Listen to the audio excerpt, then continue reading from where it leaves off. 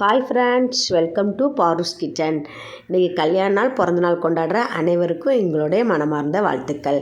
இந்த வீடியோவில் என்ன பார்க்க போகிறோம்னா, வீட்டில் இருக்க பச்சரிசி வச்சு நம்ம கொழா புட்டு எப்படி செய்யலாங்கிறத பார்க்கலாம். வாங்க வீடியோக்குள்ளே போகலாம். வீட்டில் இருக்கிற பச்சரிசி தான் எடுத்துருக்கிறேன். ரேஷன் கடை அரிசி தான், வேறு எதுவும் இல்லை. அதில் நான் 1 டம்ளர் எடுத்துருக்கிறேன். 1 டம்ளர் அரிசியை அரை மணி நேரம் ஊற வச்சு நல்லா காட்டன் துணியில் இப்படி உலர்த்தி எடுத்துக்குங்க. கொஞ்சம் ரொம்ப ட்ரையாக காய வேண்டாம், கொஞ்சம் ஓரளவுக்கு லைட்டாக ஈரப்பதம் இருக்கிற மாதிரி எடுத்துக்குங்க. நல்லா கொஞ்சம் ஃபேன் காற்றுல போட்டிங்கனாலே போதும், நல்லா தண்ணி இதாகிடும். அதை மிக்சியில் போட்டு நல்லா நைஸாக அரைச்சிக்குங்க. மிக்சியில் எல்லாத்தையும் அள்ளி போட்டு அரைச்சிக்கலாம். நம்ம சலிக்கணும்னு கூட அவசியம் இல்லை, ஏன்னா புட்டுங்கிறனால கொஞ்சம் குறை இருந்தாலே நல்லாயிருக்கும். அதுக்காக ரொம்ப குறைன்னு அரைச்சிடாதீங்க. இந்த பக்குவத்துக்கு அரைச்சி எடுங்க. கொஞ்சம் நைஸாகவே நல்லா அரைச்சிடுங்க. இதை நம்ம இனி வறுத்துருவோம். நல்லா ஒரு கடாய் அடுப்பில் வச்சு நல்லா வறுத்தெடுக்கலாம். கொஞ்சம் நல்லாவே வறுத்துடணும். கொஞ்சம் பரபரன்னு வர்ற மாதிரி வறுத்தா தான் புட்டு மாவுக்கு நல்லாயிருக்கும். கடையில் ரேஷன் அரிசியும் போடலாம், கடையில் கூட மாவு பச்சரிசின்னு கேட்டு வாங்கிக்கோங்க. கடை அரிசி போடுறதா இருந்தால். வீட்டில் இருக்க அரிசி பச்சரிசி, ரேஷன் கடையிலனா ரேஷன் போடுற அரிசியே மாவு பச்சரிசி தான், அதையே நம்ம யூஸ் பண்ணிக்கலாம். கடையில் வாங்குறதா இருந்தால் மட்டும் நீங்கள் கேட்டு வாங்கிடுங்க. கடாயை அடுப்பு வச்சுட்டேன். இனி மாவை கொட்டி நல்லா வறுத்துடுவோம். நல்லா கைவிடாமல் வருங்க, இல்லாட்டி அடி பிடிச்சி ஒரு மாதிரி கருத்து போன மாதிரி ஆகிடும். நல்லா கொஞ்சம் அடி கனமான கடாயில் போடுங்க.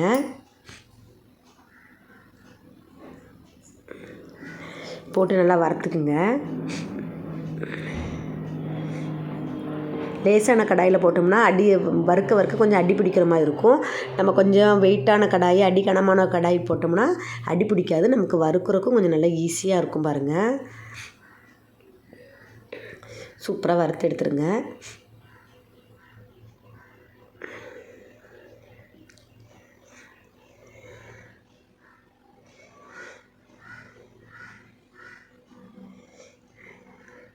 இந்த பக்குவத்துக்கு வறுக்கணும். நம்ம தொட்டு பார்த்தா கொஞ்சம் கையில் பரபரன்னு இருக்கிற மாதிரி இருக்கணும், ரொம்ப நைஸாக இருக்கிற மாதிரி இருக்கக்கூடாது. வறுத்ததுமே அது தெரியும் உங்களுக்கு அந்த பக்குவம். கொஞ்சம் தொட்டு பாருங்கள், நல்லா ஒன்றுக்கு ஒன்று ஒட்டாமல் இருக்கும் மாவு. வறுத்தாச்சு பாருங்கள், வறுத்து எடுத்துட்டேன்.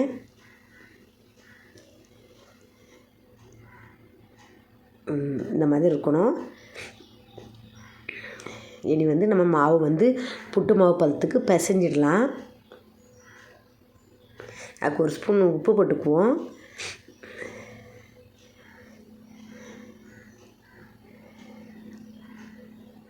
ஒரு ஸ்பூன் உப்பு போட்டுட்டு கொஞ்சம் 1 ஸ்பூன் நெய் போட்டுக்குங்க. அந்த வாசம் கொஞ்சம் நல்லாயிருக்கும். அதனால வேறு எதுவும் சேர்க்க தேவையில்லை. நெய்யை போட்டுக்கிட்டு கொஞ்சம் நல்லா கிளறி விட்டுக்குங்க. நல்லா கிண்டி விடுங்க. 1 ஸ்பூன் நெய் ஆப்ஷன் தான், உங்களுக்கு பிடிச்சா போடுங்க, பிடிக்கலன்னா விட்டுருங்க. நெய் போட்டால் கொஞ்சம் நல்லா இருக்குங்கிறனால நான் போடுறேன்.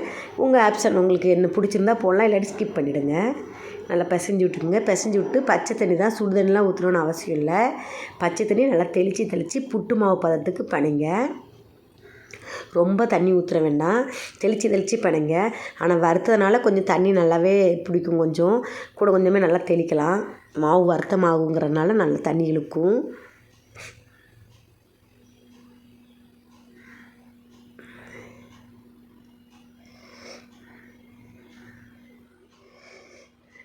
கொஞ்சம் பார்த்து தெளிங்க. ஒரேடியாக தண்ணி ஊற்றிடாதீங்க, அப்புறம் தண்ணி ஆகிடும்.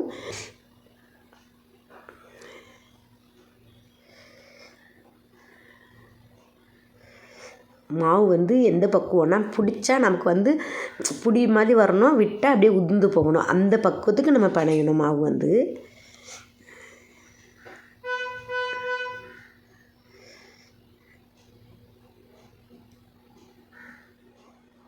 இந்த பக்குவம் இருக்கணும், இப்படி இருக்கணும். நம்ம பிடிக்கிறோம் பார்த்தீங்களா, அந்த பக்குவம் இருந்தாலே போதும். ரொம்ப கட்டி இல்லாமல் உதிரியாக வச்சுக்கோங்க. அப்போ தான் புட்டு நல்லாயிருக்கும். ரொம்ப கட்டியாக இருந்தால் நல்லா இருக்காது.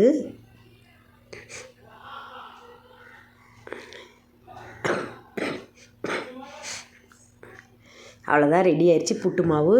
இது நம்ம 1 கப்பு தேங்காய் எடுத்துருக்கிறேன், ஒரு பாதி மூடி தேங்காய் திருவி எடுத்துருக்கிறேன். இனி நம்ம புட்டு குழல்ல வச்சிடலாம். புட்டு குழல்ல தண்ணி ஊற்றிக்குவோம். தண்ணி ஊற்றாமல் வச்சிடாதீங்க. தண்ணி கொஞ்சம் நிறையவே ஊற்றிக்குங்க. கம்மியாக ஊற்றுனீங்கன்னா நமக்கு வேகிறதுக்குள்ளே அடி பிடிச்சிரும். அதனால் கொஞ்சம் முக்கால்வாசி வர்ற அளவுக்கு தண்ணி ஊற்றிக்குங்க.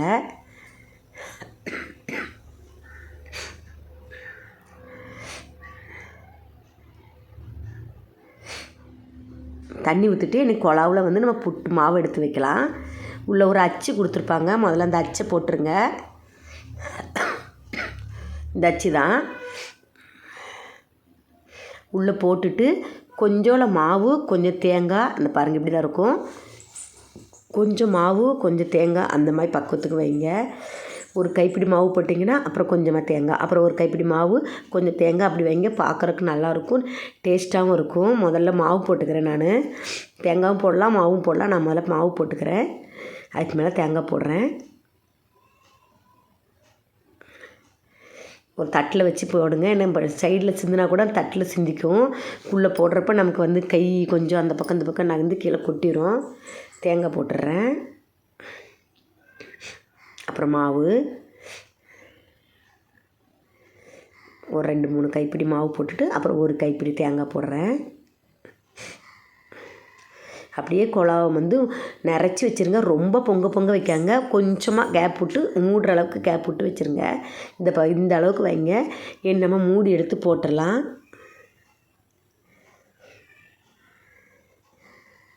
மூடி எடுத்து போட்டு அடுப்பில் வச்சிடலாம். அடுப்பில் வச்சு நல்லா 10 நிமிஷம் வேக வைக்கணும். வறுத்த மாவுங்கிறனால 10 நிமிஷம் நமக்கு நல்லா வெந்துடும். மாட்டினாலே கவர் ஆகிடும் புட்டு குழாயில். அவ்வளோதான். இன்னும் அடுப்பில் வச்சிடலாங்க. கரெக்டாக 10 நிமிஷம் நல்லா வேக விடுங்க.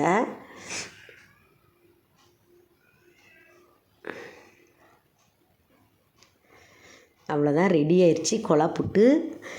நம்ம இனி வந்து 10 நிமிஷம் கழித்து அதை எடுத்து பார்த்துடலாம்.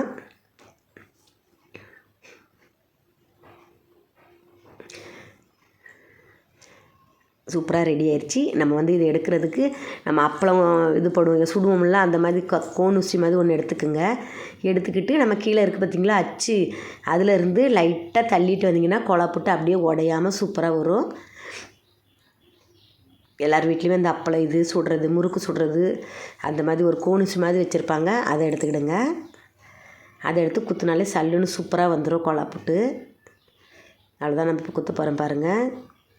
தள்ளி விடுங்க, அப்படியே சூப்பராக வரும் பாருங்கள். அழகாக செமையாக வந்துருச்சு. சூடாக இருக்கிறனால நான் துணி வச்சு பிடிச்சிருக்கேன். ஏன்னா அது கொஞ்சம் ஹீட்டாக தான் இருக்கும். நம்ம சுட எடுத்தால் நல்லா சாப்பிட்றதுக்கு நல்லாயிருக்கும். வா, சூப்பராக ரெடி ஆயிடுச்சு. இது வந்து நம்ம சுண்டல் கடலை குழம்பு இல்லாட்டி நாட்டு சக்கரை இல்லாட்டி வெள்ளை சக்கரை எது வேணாலும் வச்சு சாப்பிட்லாம். நான் வந்து இன்றைக்கி நாட்டு சக்கரையோடு சாப்பிட போகிறேன். குழம்புலாம் வைக்கலை. அதனால் சுண்டல் கடலை குழம்போட சாப்பிட்டிங்கன்னா செம்ம டேஸ்ட்டாக இருக்கும். ஈவினிங் ஸ்நாக்ஸாகவும் செஞ்சு கொடுக்கலாம், காலைல டிஃபனாகவும் செஞ்சுக்கலாம். வெள்ளை சக்கரை இருந்தால் வெள்ளை சக்கரை கூட வச்சு சாப்பிட்லாம். என்கிட்ட நாட்டு சக்கரை இருந்தனால நான் அதை வச்சு சாப்பிட போகிறோம். அவ்வளோதான் ஃப்ரெண்ட்ஸ், சுவையான மிக டேஸ்டியான குழா புட்டு ரெடி. இந்த மெத்தடில் ட்ரை பண்ணுங்கள். ரொம்ப செம சாஃப்டாகவும் சூப்பராகவும் வரும். பாய். இந்த வீடியோ பிடிச்சிருந்தால் லைக் பண்ணுங்கள், கமெண்ட் பண்ணுங்கள், ஷேர் பண்ணுங்கள்.